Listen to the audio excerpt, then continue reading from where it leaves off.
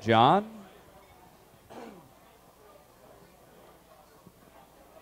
All right, guys. I want to ask this question again. If you could speak to one athlete and ask one question to that athlete, what would it be? John first, then Edward. Could be a coach, right? Be anybody you want. Vince Lombardi. I want to know, Vince, tell me, how did you do it? How did you take a bunch of athletes that weren't achieving and make them achievers, and not only that, make them Hall of Famers? Geez, you know what? I'm a big fan of 8 Men Out. I'd want to talk to Shoeless Joe and find out if he cashed that $5,000 check. Because that guy, above anybody, should be in the Hall of Fame. Absolutely. All right, for each of you, your best sports memory. It doesn't have to be your first sports memory, your favorite sports memory. I'll start here. It was a long time ago. It was 1971. I was in my bedroom. Don't get too crazy. I was in my bedroom, and I was listening on channel 66. At the time, NBC. I was listening to a hockey game. It was in the third period of overtime. I sat in my seat in my bedroom. I had been keeping score of the game, listening to it on the radio. And I heard Marv Albert say, "It's over, it's over." Pete Stemkowski had just scored a goal in the 6th game of the semifinals against the Chicago Blackhawks for the New York Rangers. And I was psyched. And I said, holy mackerel, I'm a freaking nut. It's 5 after 1 in the morning, and I'm listening to this game. And I'm keeping score of it, and I'm out of my mind. That was the last time I remember. All right, Ed? I was going to say the same thing. No.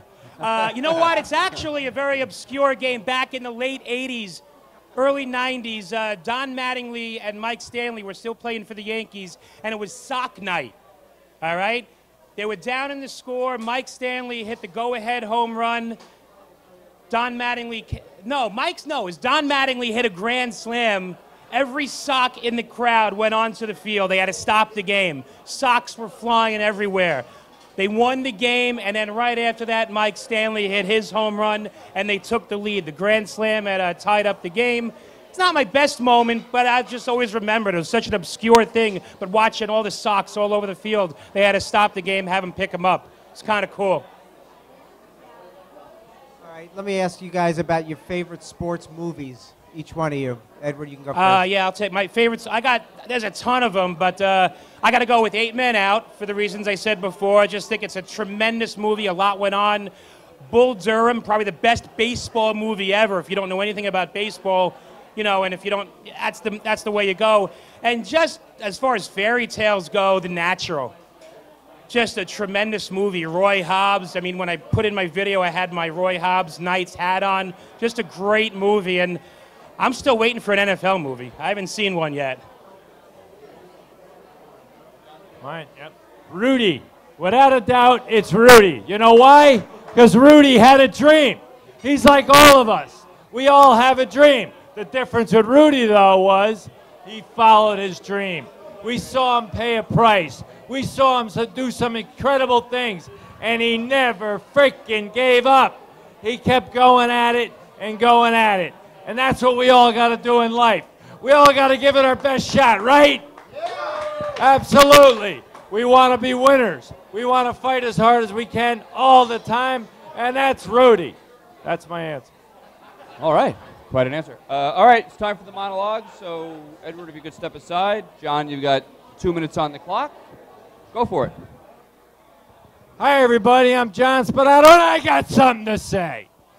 My attitude and my feelings about these football players and baseball players and any athletes, they retire. And then all of a sudden, they come back. Why do they come back? Hey, they come back for the money. Nah, maybe not. Oh, they missed the limelight. Yeah, all right, that's possible. Or they just like the routine. Maybe. I got another answer. You know what my answer is? They love it. They can't go without it. It's a part of them. It's deep in their heart, and they can't shake it. They want to make sure that every second of every day counts. They've been doing it since they've been little kids. It's one thing to be a part of it. They want to be that person over and over again. They can't get enough of it. And they keep charging. And they keep moving. That's what makes those guys come back. They simply love it. Look at the American workplace. A lot of people retire. They say, okay, that's it. I'm not going to work anymore. I'm totally happy. Yeah, but what do? They come back and they want to work. They want to feel like they're part of something. They want to understand that they really care and people know who they are. They want to be that kind of person. A lot of people out there understand how I feel. They understand how I feel mainly about coming back and not giving something up. When you love it, it makes it tough to let it go. That's how I feel about it. John Spinato on the fan. We're at 877-337-6666. And you got John Spinato on the fan. All right, John. Let's talk about some on-the-field sports, if we can. Football locally. Give us 30 seconds on, if you're Mike Tannenbaum, what are you worried about when it comes to the Jets? Comes to the Jets, I'm worried a little about Sanchez. Mark Sanchez makes me wonder whether or not the kid's going to grow up and make sure that things really happen for me. I put a lot on the line. I've surrounded him with some great receivers, people that can really help him out. I got tall Plaxico in there. I hope Mark Sanchez comes through. The offensive line's a little bit of a question mark, too. It's a little older. They might not be totally ready to protect the young kid like they have been. But the bottom line is I want to make sure my defense is stout, and I want to make sure that the defensive guys I put around him with Rex's schemes really work. Last year, we made it to the championship again, and on top of that, we want to see third time is a charm, but it's hard to get it the third time. And as far as Jerry Reese and the Giants, what are the Giants' main concerns? Well, the Giants need to make sure that they get the right people on the field. And if I'm Jerry Reese, I want to get guys on the field that don't make so many mistakes. The Giants are the only team in NFL history to have more turnovers than anyone else, and also more givebacks. They've been making tons of mistakes over the years. He's got players and personnel that aren't totally in sync. If I'm him, I want to make sure I got the right kind of personnel. All right, let's assume the Yankees get into the playoffs and they cannot pitch CC Sabathia every day. Yeah. What's your rotation? I'm going to go with Bartolo Colon as the second starter. I think Bartolo's earned it. I don't trust A.J. Burnett. You got to be kidding me. The guy can't protect the 12-run lead, and he couldn't even get the win. But the bottom line is I go with Colon as number 2.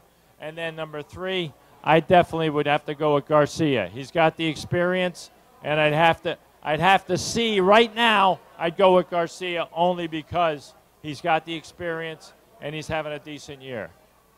Yankees and Red Sox for a change, battling it out in the American League East. Who do you think will win the division?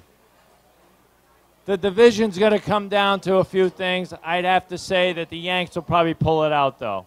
I just think the Yanks have a better bullpen. And I think the starters can hold up a little stronger throughout the year. I mean, the bottom line is the Red Sox right now are 8-1 against them. And the Yanks are only 1 game back. The Yanks have to put themselves in better position when they play the Red Sox. But more importantly, I believe that they can play better against the like opponents throughout the rest of the year. All right. John, thank you very much.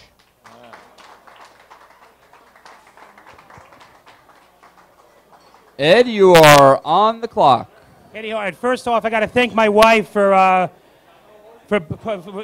sewing my button on my pants before we came in today. I lost it, and she really hooked me up. All right, that took 9 seconds. Good. All right, look, I got a fantasy baseball team, all right? I got 5 New York Yankees as starting pitchers, and I'm in first place. And the reason I'm in first place is because A.J. Burnett's not one of them. All right, I watched this guy pitch the other day. He's got a 42-1 lead in the first inning, and he can't hold it. So they grab him out of the 4th inning, they take him out of there, and I got to stick around because now I got to watch the postgame. I got to see what AJ's excuse is this time. The next saga, chapter 22 of what happened. And this is a quote. AJ said, well, I just didn't believe in my fastball. He actually said that. I didn't believe in my fastball. What, because he believed in his curveballs that were hitting the wall? It's ridiculous. My comrade is right here. The guy does not belong in the lineup, but unlike any other team, they're going to keep him in there. They're paying him $17 million a year. He's not going to leave the lineup. As far as the playoffs go, if they make it, they got to take him out. Because right now it's got to be CC, Cologne, Garcia, Nova, / Hughes, depending on what he does. Let's talk about Brett Gardner a little bit. It's just like a New Yorker, by the way. It's a bitch after an 18-7 win. Can Brett Gardner please stop sliding into first base head first, please? He is not a number 4 outfielder. Thank you, we need him. He's going to break a finger. He's going to look like Ronnie Lott with his pinky hanging off. You can't do it. Somebody's got to slap him in the face. OCU Minora, all right? OCU Minora. Tom Hawkey, the owner for the Red Sox, and Larry McPhail for the Yankees made a deal in 1949 to trade Ted Williams for Joe DiMaggio. Didn't happen. Why? No contract. Sign on the line that is dotted. Done.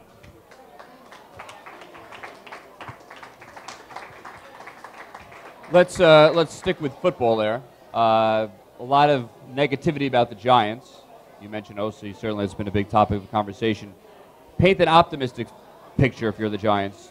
Well, first of all, they have look, their offensive line is a mess, and it would be nice if they had a tight end to start the season.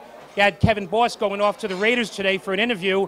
But you know what? Other than that, they do have a lot of their wide receivers coming back. You have Victor Cruz coming back from injury. I can't wait to see what he has. Steve Smith is on the PUP. He'll be back. Mario Manningham can hold on to the ball. He'd be great. Hakeem Nicks is a future top 5 guy.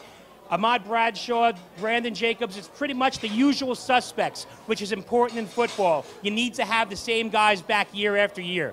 So I'm very happy about that. So for now, it looks like the Giants are not going to redo OC's contract. If he was on the Jets, would the Jets redo his contract? You know what? If he felt he was a top 5 defensive end, why isn't somebody giving up a first-round pick for him? If that's really what he feels like. Do I think the Jets would take him? You know what? The way the Jets have been going, why not? Because if the Jets don't, the Eagles might. I think the question was, if he were a member of the Jets, would the Jets aggressively restructure his contract, right? Oh, is that what? Would the Jets restructure his contract? If he was a Jet, would the Jets front office handle the situation differently than the Giants front office is handling it? A lot of these guys are doing it. Why not? I mean, Sanchez did it. A lot of these guys did it. Darrelle Revis never said that he would restructure it for Asamoah. But, yeah, I could see them doing it. It seems like they're a little bit more open to it than the Giants. Absolutely. Rex Ryan or Tom Coughlin, who do you want coaching your team? Oh, I'll take Tom Coughlin any day of the week. I mean, look, they're 2 different coaching styles, but Coughlin's got the Super Bowl, and he had a tough time. He had Tiki on his back. He had Strahan on his back. He had Shockey on his back. He had a lot of variables that Rex Ryan didn't have. Rex Ryan's got a lot of young players. Tom Coughlin had to deal with a lot of veterans that were just an annoyance. It's no surprise that when they left, they won the Super Bowl. Would you still like Rex? All right, if you're the Mets and you're Sandy Alderson and the Wilpons, you're going to re-sign Jose Reyes. You've got to sign him for somewhere from 5 to 7 years. Yeah, you know what? If they can. I mean, they're being sued right now. They got rid of K-Rod. They got rid of Carlos Beltran. If they could get him, absolutely. I think at this point, it's not so much. I mean, look, he's having a great year. He's only had 4 full seasons out of his 8. But I think if you're the Mets, you got to bring him back if you can, and you sign him. He's a fan favorite. He's the heart of your team. He and Wright. It would be if I'm a Met fan, I want him back. All right, Ed. Thank you very much. Thank you. Thanks. That will conclude tonight's 5th and final semifinal round. Be listening to WFAN tomorrow afternoon when we'll announce our 5 finalists who will join us August 19th at Bar A in Lake Como. I'd like to thank Mickey Spillanes here in Eastchester for hosting tonight, Partners in Sound for the audio help, and of course the WFAN Promotions Department. Thank you very much and have a good night.